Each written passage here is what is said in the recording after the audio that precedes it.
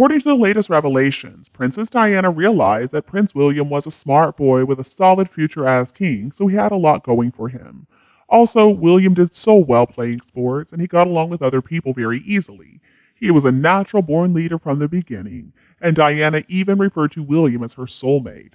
So she didn't worry nearly as much about him as she did Harry, and she decided to speak to him as an equal sometimes too.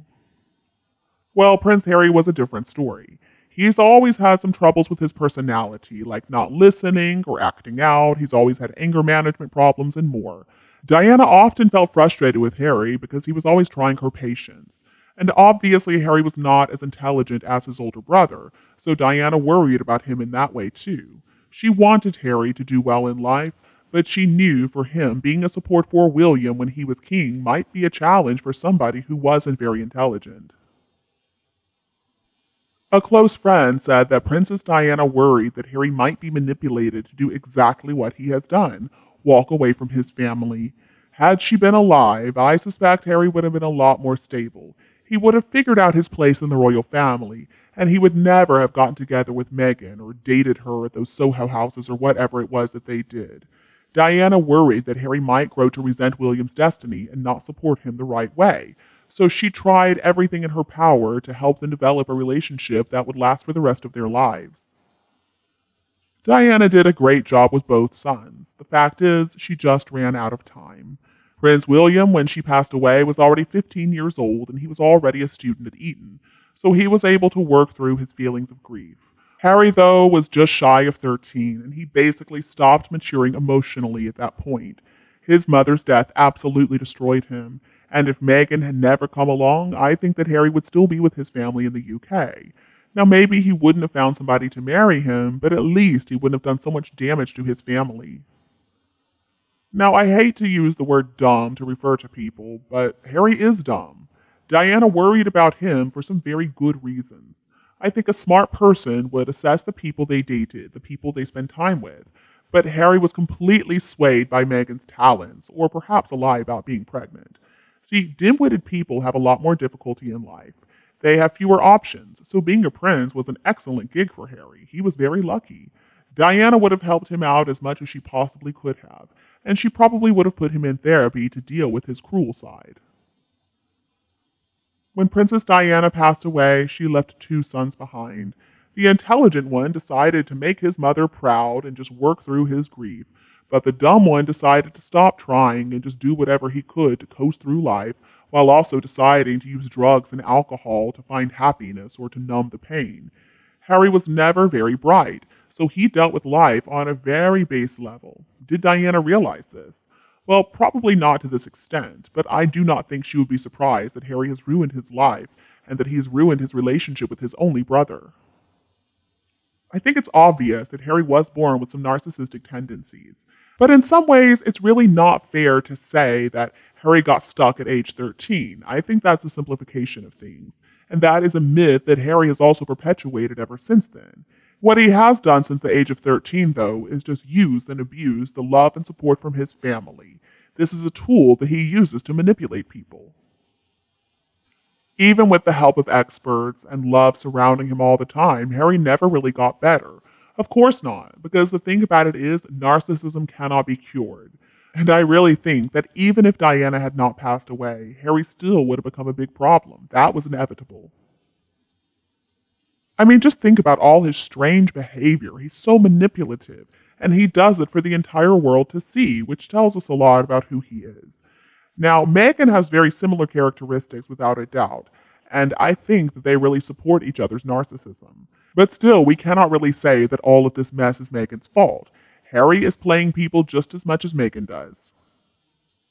All that word salad that comes from Harry, all of the fake affections he talked about previously when it came to his family, well, none of it's true. It never was. Inside of Harry is a bunch of simmering jealousy and rage and resentment. It has nothing to do with Meghan. That all belongs to him. So Meghan became his perfect mouthpiece. If Harry really is a narcissist, that has nothing at all to do with Diana's death. To say that would make him the victim, which is exactly what he wants to be. It also takes away all the kindness and the effort and the constant generosity that the king and the late queen showered Harry with. It gives powers to his mother that she would never have had. Harry's overinflated sense of ego is the problem. Harry is not a victim, he's a perp. I remember that around the 10th anniversary of Diana's death, both William and Harry said that it would be the last time they talked about her publicly. Well, Harry didn't seem very traumatized by her death at that time, and in fact, he seemed pretty pragmatic about moving on and living his life. But then he met and married Meghan, and all of a sudden his mother's death was this life-changing trauma that he never recovered from. The Diana death card suited the two of them as narcissists because they could exploit it in different ways, and boy did they ever play it. I feel so sorry for both of their families, especially William though, because he has to see his late mother's life under more scrutiny thanks to his idiot younger brother. He also had to watch his beloved grandparents deal with this unwarranted turmoil while both of them were sick and dying. And now, already, his elderly father is having to put up with it too, as well as revisiting what was probably among the most painful years of his entire life just as he starts a new job. Even his own family was trashed with stories of Catherine so cruelly making Meghan cry, his bratty kids, affairs that he never had, etc. It has to be so difficult to have such a toxic family member, these people who seem to be driven by jealousy and lies and rage. Meghan and Harry have achieved the impossible, though, by turning the royal family into the underdog somehow.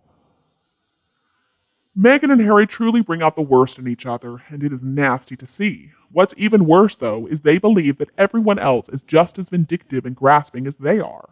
I cannot understand how they still have any supporters. Why does anybody defend their actions? But they do.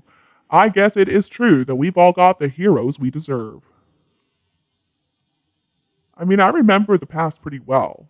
Harry has made such a mess of his life by using too much alcohol, using too many drugs, going to too many wild parties. He never had any limits. Harry has never been made to feel accountable for his actions. And now that he's pushing 40 with nothing of worth to show for spending such a long time on Earth, Harry requires an excuse so that he can blame all his dismal failures on something. I understand the palace did have a hand in presenting this happy, charming prince with so many photos of a smiling, funny kid. But there are some other photos that are mostly hidden, and by now they're scrubbed from the internet, of a scowling, bad-tempered little boy. He was like that as a child, even when his mother was still living. At the unveiling of the statue of Diana, William looked serious and somber. He was just trying to pay respect to his beloved mother's memory. But Harry acted like an idiot, making a fool of himself. Harry has already demonstrated that he cannot be told anything. He's just like Meghan in that way. Nothing can ever be his fault. So he has the perfect excuse. He can blame all his failures and his uncontrolled temper and behavior on something. Harry is not the only one, though, to have suffered loss in life, even as a young boy. And his case, I'm sorry, is hardly the worst. A mother's instinct is very rarely wrong. It is becoming obvious that Harry had problems from a young age. I'm convinced he's got something, maybe ADHD. And I've said it before on here too. He was diagnosed in that interview with the Canadian doctor after all. I've seen he's very impulsive. He has a real lack of judgment. It is classic ADHD, and he needs to get help for it. And you, do you agree with me? Please tell me your opinion below in the comments section. If you think my video is helpful, remember to like and share it with your friends and relatives who would enjoy it too.